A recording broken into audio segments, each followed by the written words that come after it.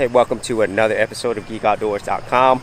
So today I'm going to be talking about YouTube content strategy, specifically the strategy I've been using, and maybe this will help people who are brand new to content creation on YouTube.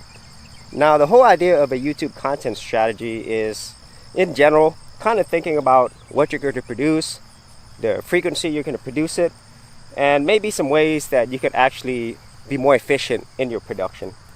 And so these are my own personal thoughts, so it might not apply to everyone. But let me start off with the first thing, and that's deciding the type of content that you're going to produce and the type of channel that you have. Now, if you watch my channel, a lot of my channels are more vlog style like this, and I also do tutorials as well.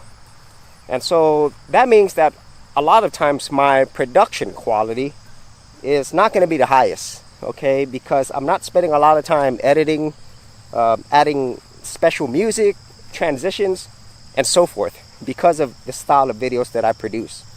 And when it comes to tutorials, it's primarily just screen shares. And so what that means is that my overall production, I can actually produce more videos. And that gets into the frequency. Because if you actually watch my YouTube channel, I pretty much have daily content. And as a matter of fact, I create content every single day. It's just that it's on a variety of platforms.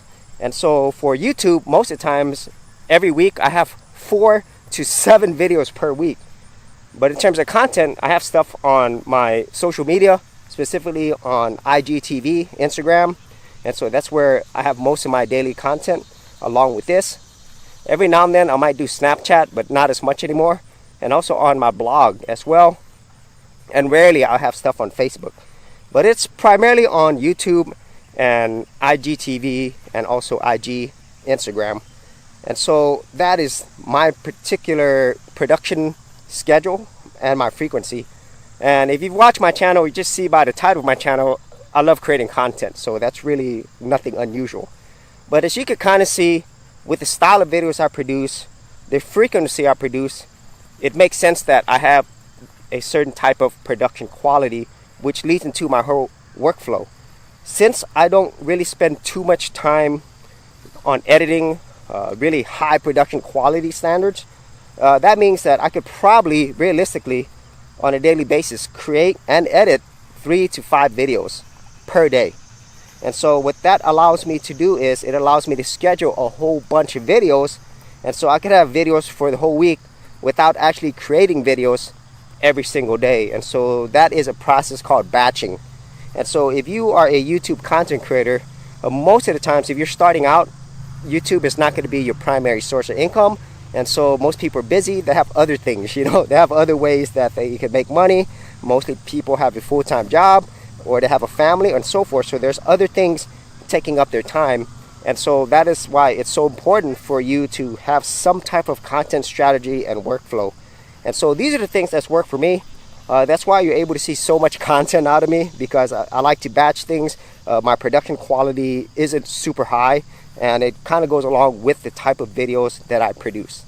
And so those are some of the things that I have actually come up with. I'm continually improving it.